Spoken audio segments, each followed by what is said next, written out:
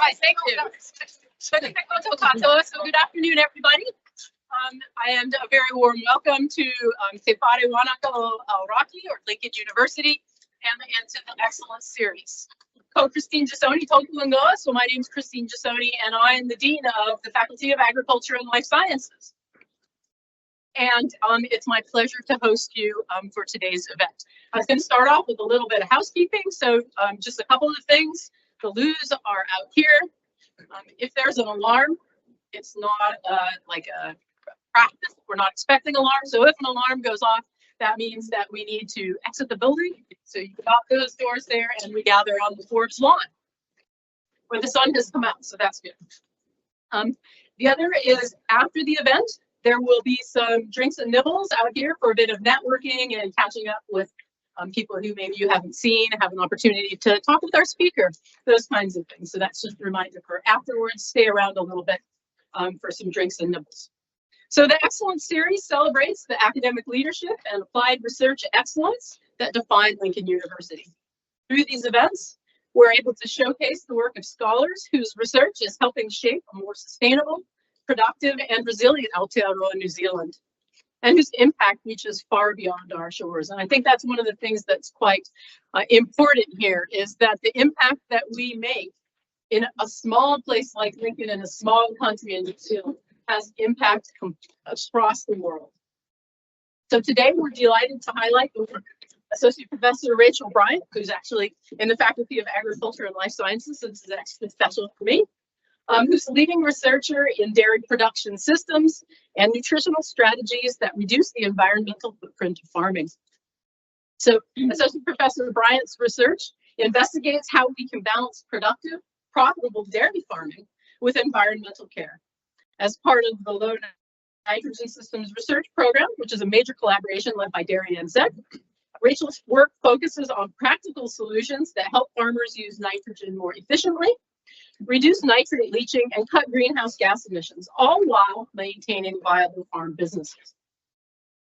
This afternoon, Rachel is going to share with us some insights from the low-end program, including the innovative practices being implemented at the Lincoln University Research Dairy Farm, which is just across the way over there. And she'll also discuss how substantial reductions in nitrate leaching are being achieved, the strategies behind these results, and how the team is managing trade-offs to profitability while realizing the co-benefits for climate and sustainability. This event is a valuable opportunity to explore how science and collaboration with industry partners can drive real progress towards more sustainable future for New Zealand, food and fiber sectors, but also for those same sectors across the world. So please join me in welcoming Associate Professor Rachel Bryant.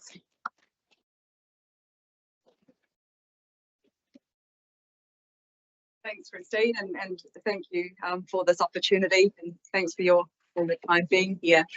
A little bit about me and my why, and why I'm so interested and passionate about farming and the impact that it has on the environment. I grew up on a dairy farm in South Aoraki, a little place called Manaia, with a farming family and an extended dairy farming family. So the dairy industry and agriculture has been a really important part of my background.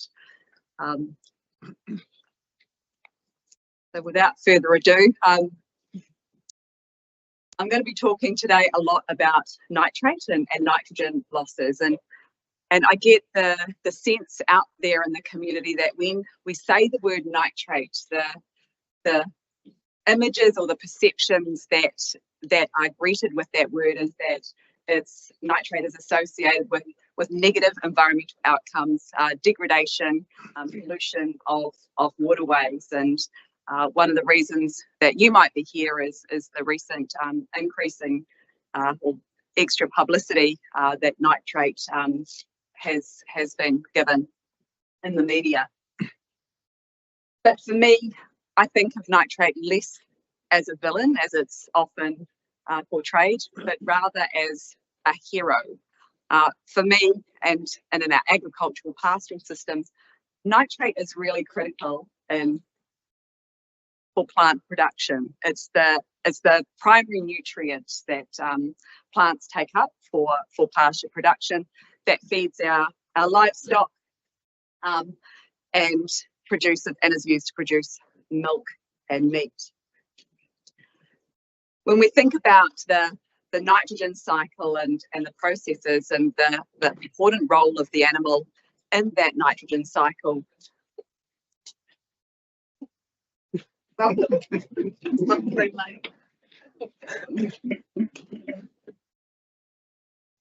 animal is really critical in the recycling of nutrients of nitrogen in that cycle. So it consumes pasture and then redeposits the nitrogen in that pasture around the system. And so one of the key elements of nitrate leaching is how that nitrogen is recycled within the system. And I'm going to start with talking about urine because it's an area that I've been very interested in my research career, particularly the urine of dairy cows. So I don't know what all of your background is in terms of your understanding of the urine patch issue and how it's associated with the concerns that we have around nitrate leaching. But the urine patch is one of the key aspects of how we might start to mitigate nitrogen losses. It's those high nitrogen loading onto the soil from urination events. And you can see from the work done by Keith Cameron and Hong Di and their team using lysimeters, where they increased the urinary nitrogen load and looked at the impact that had on nitrate leaching. And as the urine patch nitrogen load equivalent reduced from, say, 700 kilograms of N per hectare down to 400 kilograms of nitrogen per hectare, we can expect to see large reductions in nitrate leaching losses. So keep some of those benchmarks in mind regarding equivalent nitrogen loads, because for many of you might be thinking about nitrogen fertilizer applications, and your benchmarks are around what farmers use is 190 kilograms of nitrogen per hectare to apply to dairy farms. But when an animal deposits nitrogen, the rates of nitrogen are substantially higher. And so in dairy farming systems, what's happening on dairy farms right now, if we think about that nitrogen cycle in the picture that I showed you before, as how it's actually occurring on the farm right now. And every day we've got cows that have been offered probably about 120 to 130 square meters per day. And that area represents what's been fenced off in the photo. And what was mown and is in front of that hungry cow, or not so hungry cow, is that 125 square meters has been mown, and that's what she's going to consume in a day. In that pile of green ryegrass and white clover is about 500 to 600 grams of nitrogen. And when she consumes that, about 150 grams of that is going to end up in milk. Animation's working. And the rest of it is largely going to be redeposited in dung and urine. And that urine will be deposited in somewhere between 10 and 15 urine events randomly around the paddock. So if those urine patches are important and we want to develop solutions to prevent nitrogen being lost from beneath those urine patches, what we want to start to think about is how we can change the diet and to manipulate the urination behaviour so that we can reduce the leaching risk from urine.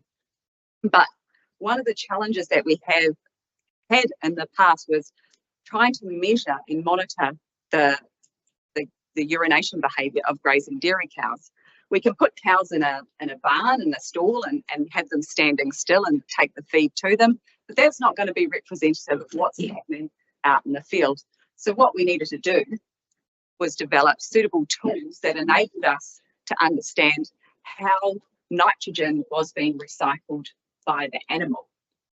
And here at Lincoln University, we had a bit of a number 8 wire approach to try and develop tools so that we could measure nitrogen leaching, and we had quite a bit of success. The cows told us what they found comfortable and not so comfortable, so we moved from version 1 to version 2 of the PETA sensor. And we've also used tools that were designed by AgResearch, so the Mark II urine sensors have also been used a lot in research. And that's really helped us as an industry understand the impact of the grazing animal and recycling of nitrogen within farm systems. So the photos there are from Mark Shepherd's paper, which was validating their urine sensor, and this graph that you can see is some work that we did here across the road at the research dairy farm, comparing perennial ryegrass and diverse pastures.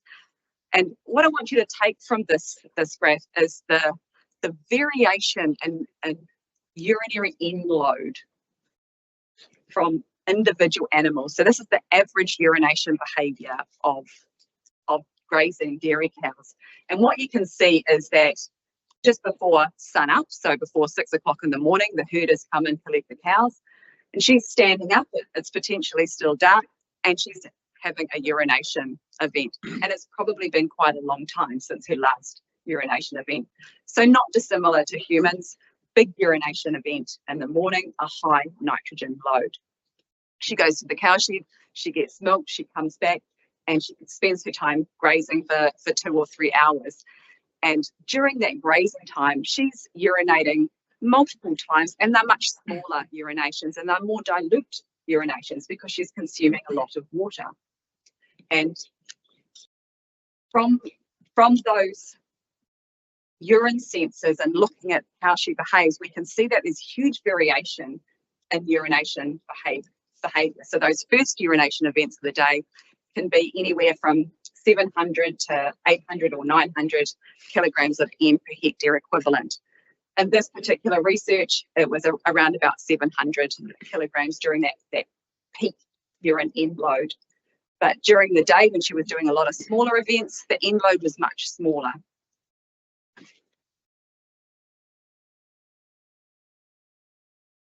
So we can use this kind of information to design suitable mitigations to reduce the risk of nitrogen losses. We know when those high-risk events occur, and we know some of the conditions in which that nitrogen is being excreted.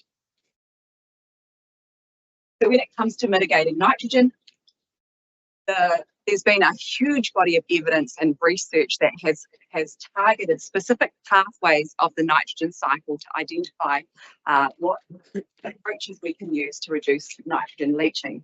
So mitigations which target the soil pathway might be reducing nitrogen fertiliser, using nitrification inhibitors, optimising nitrogen fertiliser or optimising irrigation, using carbon additions. It's not a complete list, it's just an example of some soil-based approaches. Alternatively, we can target mitigations that enable the plant mechanism to utilise nitrogen more efficiently. What we're trying to do is keep nitrogen in the system because it's our hero and we value it and want to keep it there.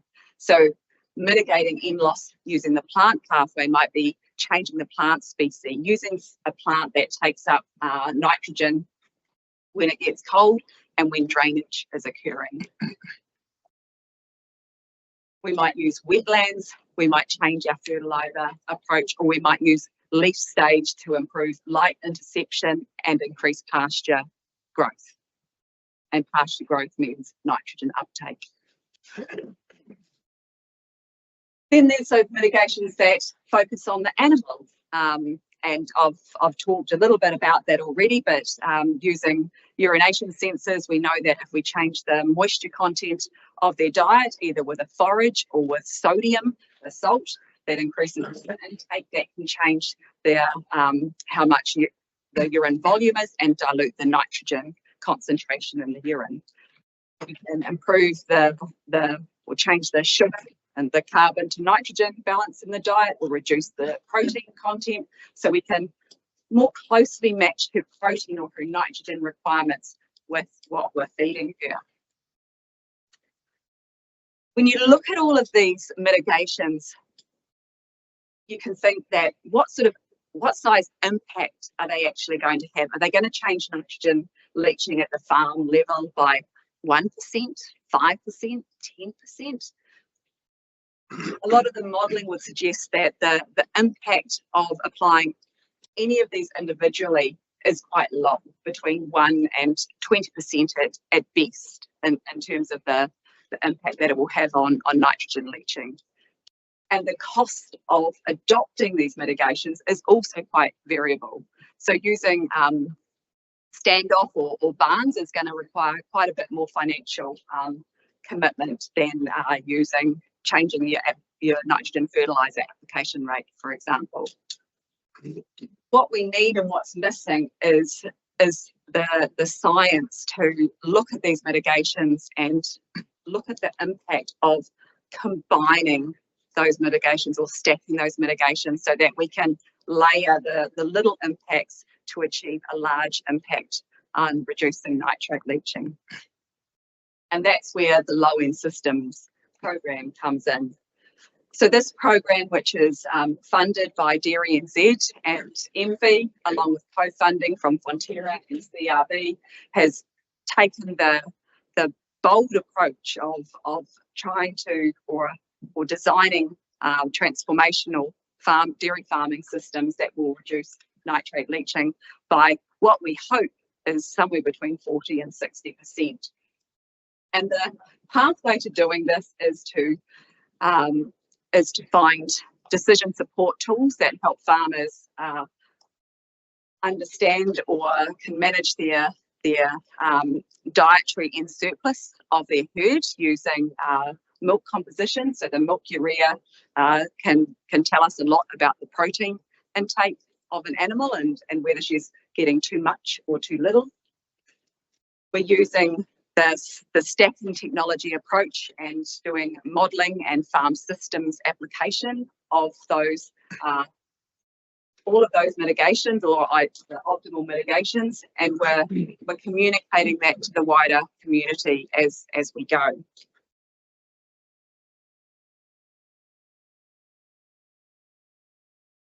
So the first step when we're talking about stacking mitigation is to take a modelling approach. We're not going to start spending any money if it doesn't look like the models are going to predict a positive outcome in terms of what we're trying to achieve.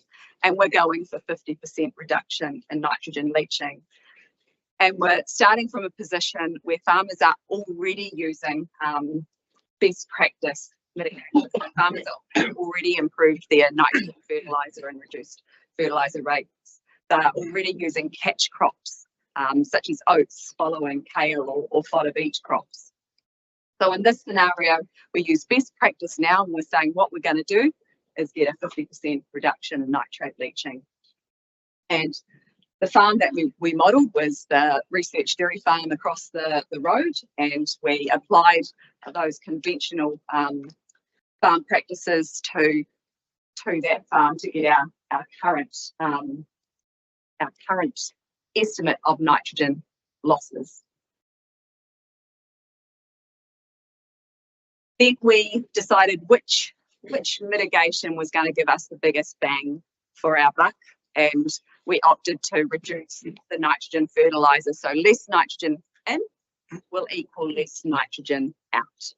And so we modelled reducing nitrogen fertiliser to 100 kilograms of N per hectare from 190, which is our baseline. And then we thought we got challenged actually to push the boat out even further. So we modelled reducing the nitrogen fertiliser from 190 to just 80 kilograms of nitrogen per hectare. And in the models that we used, FarmX and Overseer, we had to make some assumptions about that. We know that plant growth is positively associated with nitrogen fertiliser rate. So we assumed that if we're applying that much less nitrogen fertiliser, our clover would improve, but we would still get less pasture production. And in doing so, we reduced our stocking rate and we reduced our milk production as a result. So while by dropping our nitrogen fertiliser, we reduced expected nitrate leaching by 23%. We also had a small decline in profitability. When we were selecting our mitigations, what we wanted to do was reduce our nitrogen leaching while either maintaining or reducing our greenhouse gas emissions. The last thing we wanted to be doing was pollution swapping. We also wanted to minimise the impact on profitability, and we wanted to adopt solutions that we could apply at the research dairy farm so that we could actually demonstrate the results that we were getting from modelling. Our next cab off the rank was Italian ryegrass. So we've lowered the nitrogen fertiliser rate. So our perennial ryegrass white clover pasture has grown less pasture.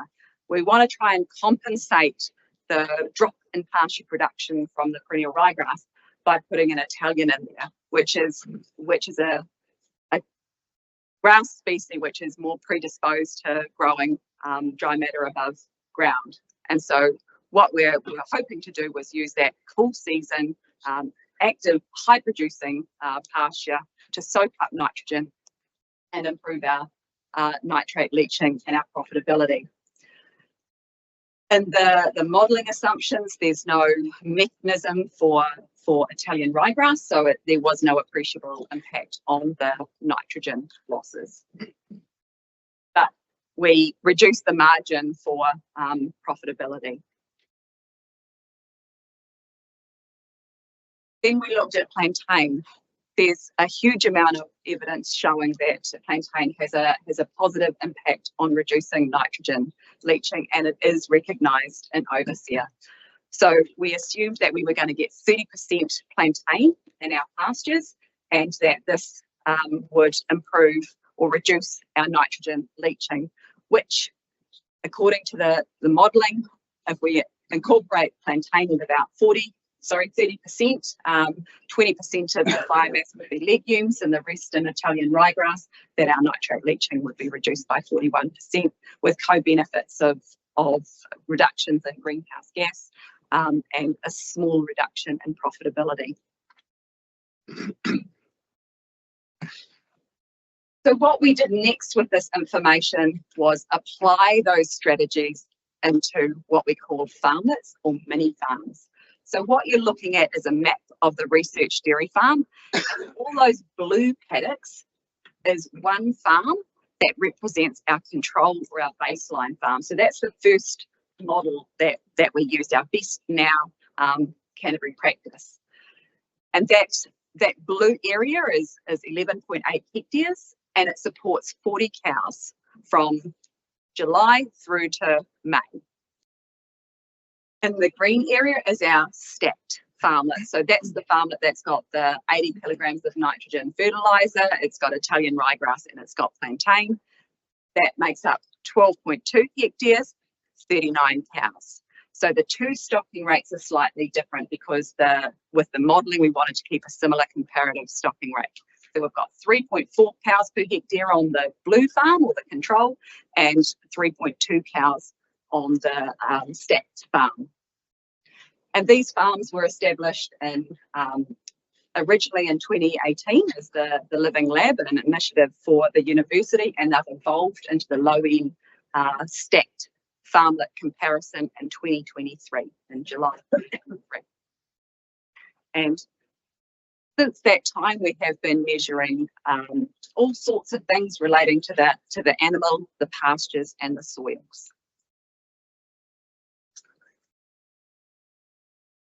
And if we're going to talk about nitrate leaching, just having modelled numbers isn't going to be convincing enough for our very sceptical audience. We need to be able to demonstrate that we are actually reducing nitrate leaching. So the approach that we've taken is we're collecting information on plant N uptake, animal urination, nitrogen concentration, and we've got suction cups in at least half of the farm, 672 suction cups, which AgResearch is leading that piece of work, monitoring our nitrate leaching. At the moment, we're assuming that both farms will have similar drainage. That may not necessarily be the case, but for the purposes of this exercise, drainage is assumed to be different. So variation in nitrate leaching is primarily driven from differences in the nitrogen concentration that flows through those porous ceramic cups.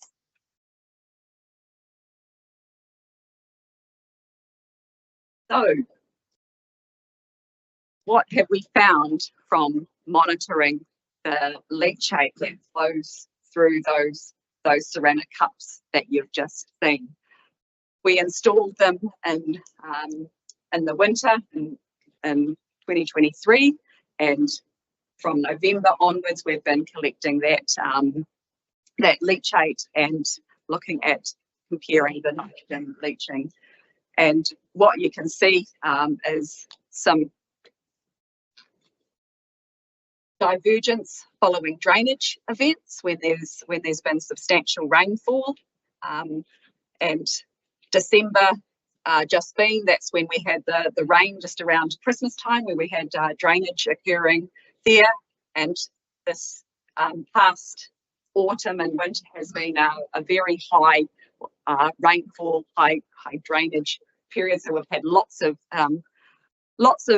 time from AgResearch staff at the farm sampling, and what we've seen there is the cumulative effect of that of those two farm systems is a reduction in nitrate leaching on the milking platform of 39%,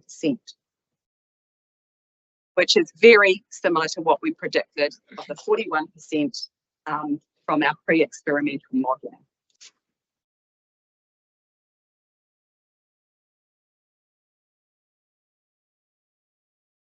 Because we're collecting data as we go through, we don't just stop with our pre-experimental modelling. We use the actual data, the pasture grow and the milk production, the stocking rate, the supplements, and we put those all into the FarmX and Overseer models. And we ask FarmX and Overseer, what would you predict if we use the real numbers that we were from the data that we collected from our farms? And for our first year, we've got these results, which show that we had an 8% reduction in milk yield, which was primarily driven by the variation in stocking rate, so 3.4 versus 3.2 cows per hectare. The amount of nitrogen used was exactly as we'd planned it as far as the fertiliser goes. We had a bigger difference in profitability, or a larger drop in profitability than we anticipated. So we expected a 4% difference in profitability. But when we did the pre-experimental modelling, the milk price was a little bit lower than what we actually used during the season. And we ended up making more silage or baleage because the Italian ryegrass grew so actively in that early spring period that we had a large feed surplus, and that increased some of our costs. In spite of that, both farms are extremely profitable. While there is a difference, both farms are very profitable. And the predicted nitrogen leaching for that season was 39%. So similar as to what we've got over the past 18 months.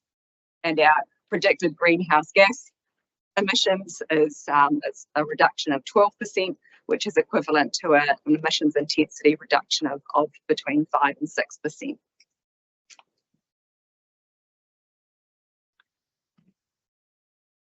But if you recall, the target isn't just to stop at 40%. What we really want to do is try and get to 50 or 60% reduction in nitrogen leaching. And we've still got some mechanisms from the end cycle up our sleeve. And that's wintering. winter's a really critical time of the year for nitrogen leaching. It's cold, things don't grow, there's a lot of rainfall and a lot of drainage. So we looked at what we might be able to do with our wintering systems, and the current practice is to use crops and to follow those crops with a catch crop to try and reduce nitrate leaching. The catch crop recognises how important a viable plant is in the system for capturing nitrogen.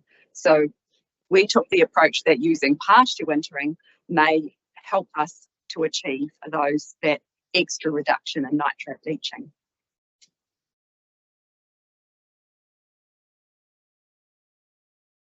And we hypothesised that we could achieve 70% reduction in end loss on just those pieces of parcels of wintering land, because by changing from kale, which is relatively high in protein, to pasture and baleage, we would reduce the protein content of the diet, and so the animal would eat less nitrogen, and so she would excrete less nitrogen, and that would reduce her urinary N concentration, and it would reduce the nitrogen loading into the soil.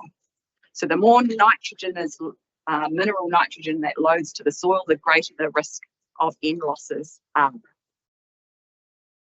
By using pasture, which doesn't yield anywhere near as much as kale, we would have to increase the land that we used and offered for feed for livestock.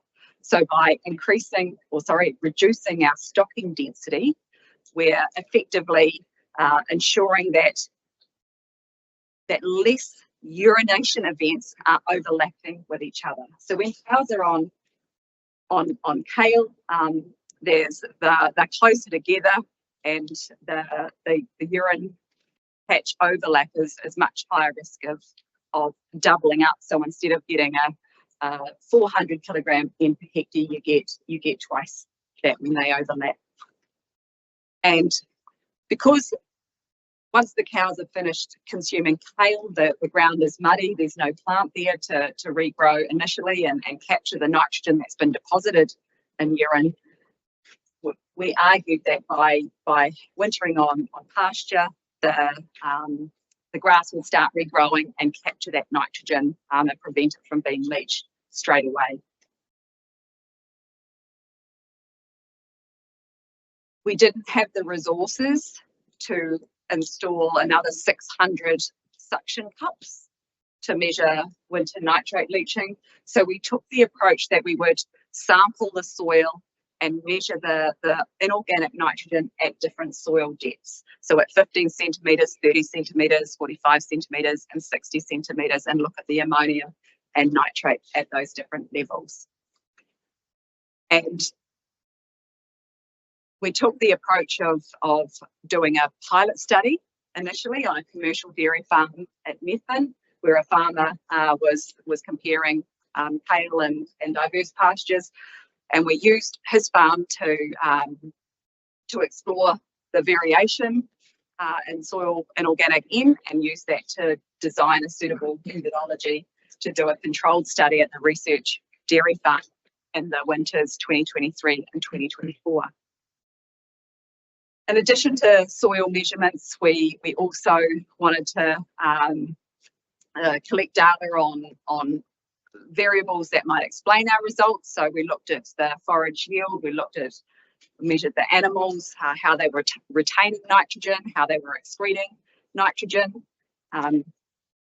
all to develop enough evidence to give us the confidence and the conclusions that we would ultimately draw. So at Backtrack Dairy Farm, we went in and we sampled soils before the cows went in, immediately after they came out of the farm and off the wintering area, and again when the kale paddock, following its pasture or catch crop, was ready to harvest. So at Backtrack we sampled the kale area with the pasture in it in November.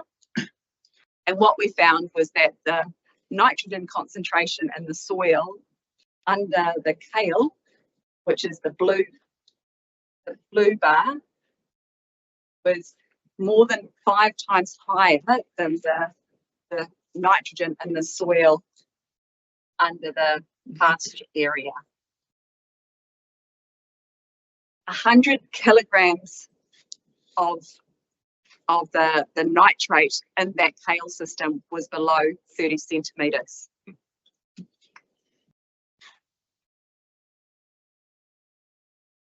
Below 30 centimetres significantly increases the risk of nitrate leaching. So drainage events of nitrate that's sitting below that dominant root zone is much more at risk of leaching than the nitrate above where the plants can collect it. So 100 kilograms of nitrate per hectare was in that lower soil root zone, soil zone. One of the driving factors that influenced the transfer of nitrogen in that system was the plant uptake and the amount of nitrogen that was captured in the herbage of the pasture that regrew after wintering in the pasture system. So a lot more nitrogen in the plant compared to in the pasture system compared to in the plant in the kale system. Hope this is making sense. Our second wintering was across the road at our URDF.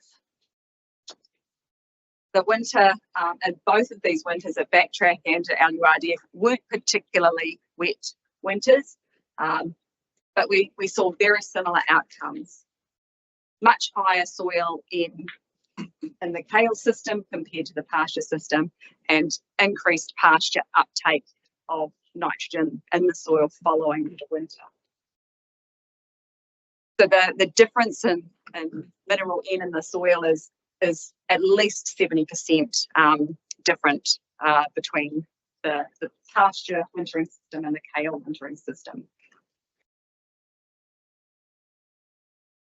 We've just finished our final wintering year, and we're waiting for our pastures and our catch crops to regrow. And thank you very much to Dave from Agribusiness Group for these awesome drone photos, which I would have loved to have had in the previous years as well. But these are our wintering areas. This is a 1.4 hectare areas, and this photo was taken shortly after the cows finished grazing, so they came off that area on the 1st of July, and you can see that the area is pretty muddy and wet a week or so after that. A month later, the pasture's regrowing. We got a grazing off of that area at the end of August before we resowed or we stitched into those bare patches some new pasture to try and capture nitrogen in those bare patches. The oats, on the other hand, we didn't get that into the kale area until the 28th of August because the conditions were so wet we couldn't get the machinery in there. So we've got drainage happening and potentially loss of nitrate. This is what they're looking like a week ago. So the oats have established and they're growing well, as is the pasture taking up nitrogen.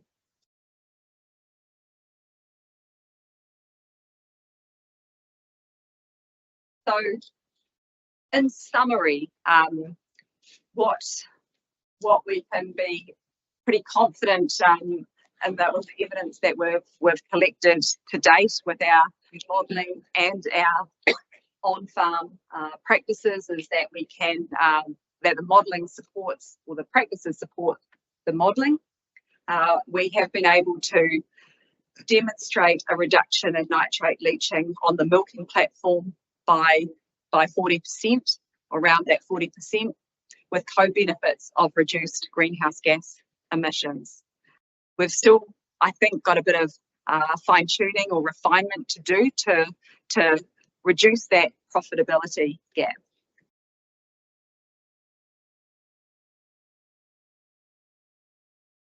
The mitigations that have been selected in this particular scenario are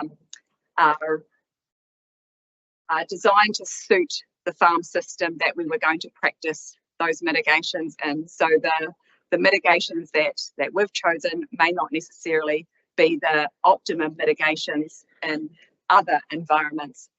And what we hope to do as we go forward is look at modelling some scenarios in different environments with different mitigations at the farm level, but also carry out some catchment scale modelling. Primarily the Amuru Basin is where the low-end program is going to be looking at the impact of stacking on leaching at the catchment level. We are continuing to monitor and measure nitrate leaching risk at the research dairy farm across the road. We want to see these results happen year on year and understand the variation that we might get. And there's a great team of people who are working hard on developing tools that are going to support decision making on farm in real time, rather than relying on annual insight reports that we empower farmers to use their bulk milk urea or their milk urea, which is closely associated with urinary N excretion, to support nitrogen management on farm.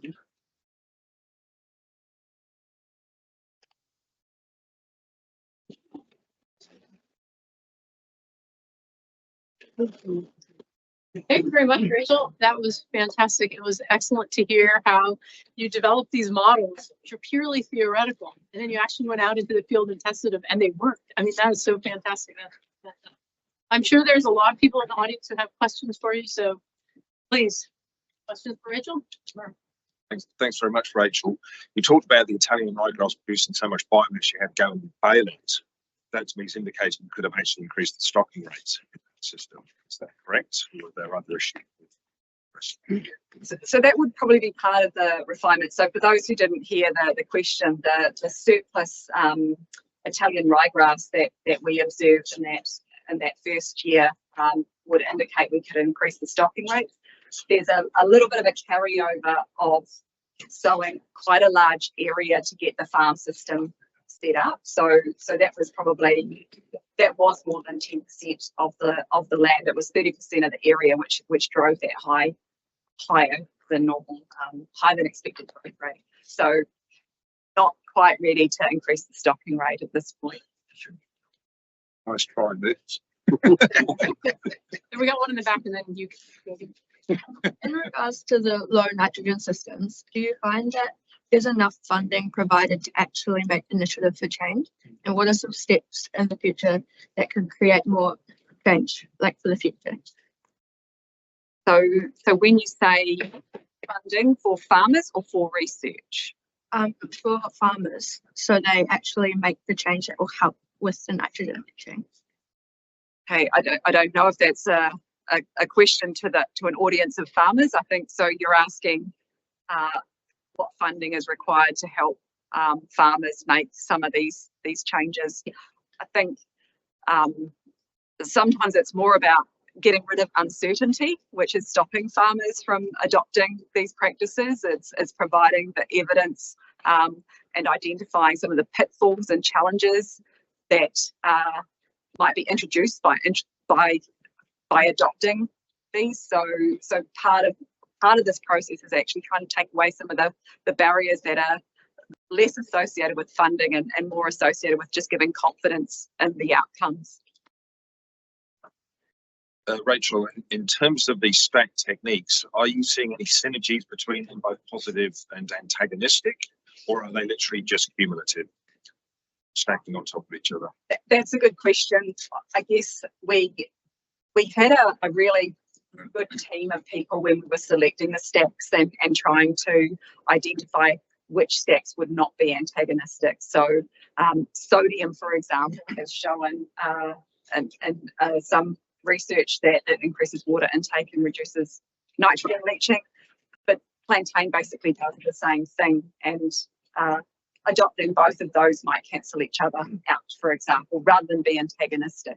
But the stacks that I showed you were the ones that we settled on. We modelled quite a few more stacks than that, and then just disregarded them if they pollution swapped or they cost too much money. I'll follow up on Olivia's question. Is it worth in future work to look at a given value to greenhouse gas emissions? Because in other environment, greenhouse gas reduction governments put a value on greenhouse gas emissions, and likewise, if there's an expectation from future governments to actually look at the value of nitrogen leaching reduction, would it be possible to put a number on those reductions and then feed it back to the farming system, saying not only your economy is on less input, but eventually you can also trade off these reductions in leaching and greenhouse gas emissions? Yeah, there's already a pathway there. Fonterra, for example, has a premium essentially system for better environmental outcomes and lower emissions intensity. We haven't, in our modelling scenarios, that's probably what we might look at doing in future is using those premiums and changing the milk price to see what impact that has on profit. Others might be able to answer your questions better than me. I think I saw that your data was showing that for the state system, I think I saw a figure of -24, which related to the deficit of nitrogen in the overall system. Yes. If I got that correct, and if I have got that correct, is that state system sustainable for multiple years? Okay. So the question that keeps getting to there, our purchase nitrogen surplus, is essentially the stacked system was in a nitrogen deficit. So the amount of nitrogen going out of the system appears to be greater than what's coming in. And in the long term, what's the impact of that? Are we going to be mining nitrogen from the system and end up with a system that starts to reduce its performance? Now, I think some of the things that we need to think about is the role of legumes in our pastures and nitrogen fixation, but also what we're exporting in milk is equivalent to 120 kilograms of nitrogen per hectare from milk products. If we're not replacing that, because nitrogen's got to come from somewhere, then that might mean a refinement of the system. And part of the monitoring that we're doing is looking at the total nitrogen, not just the inorganic nitrogen. So we're monitoring that, but you can appreciate we need quite a long period of time to see a change. Cool. Back and then Rachel, you alluded to the fact that you couldn't get an oats crop sown into the ground until late August, September. We work with plant food with sowing catch crops after winter feed. Basically, when you get those type of wet conditions, you really need to have something like a spade or drill, because they are the only thing that allows you to get in more or less in wet conditions straight after a crop, after beating a crop. And if you can do that, and we did that down the south, and we were using a spade or drill down there, you'll get 150 kilograms of nitrogen taken up in that oats crop if you get it in early enough. I've realised this July was a pretty exceptionally wet winter this year, and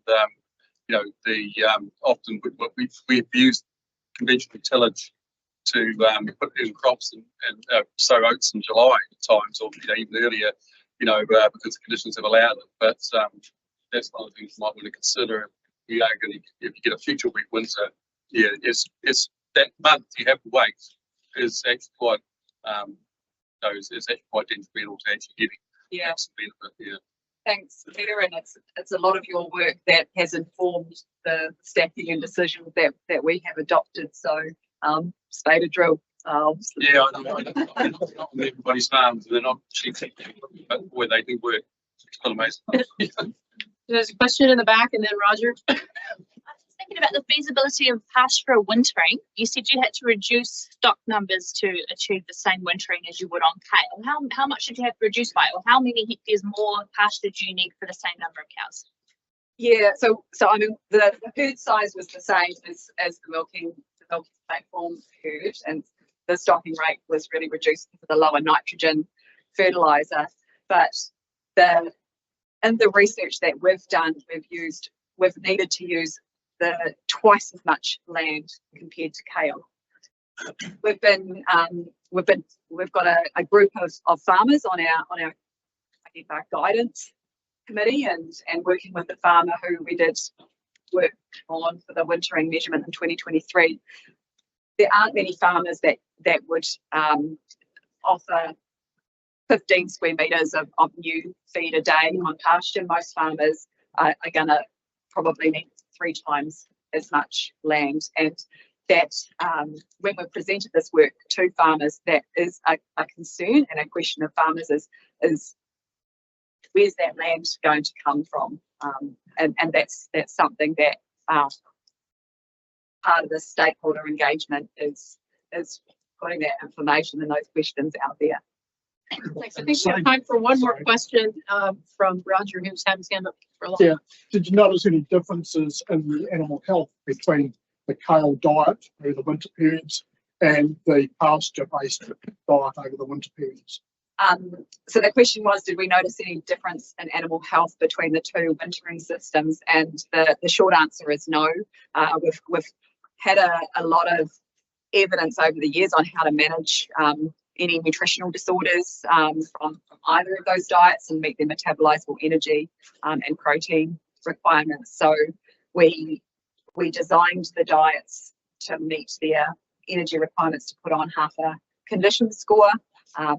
We're also, haven't talked about it here, but there's a team at DairyNZ who've been looking at animal comfort on these two different wintering systems as well. Well, I think that in the interest of time, and I'm seeing lots of questions pop up for Rachel, which tells me that she's going to be really popular during drinks time, and I encourage everybody to come and obviously talk with each other. Somebody's questions might have inspired something in someone else, and also to talk to Rachel, but also in the interest of thanking Rachel and letting her get off the stage for a bit of a break. I'd like everybody to join me in thanking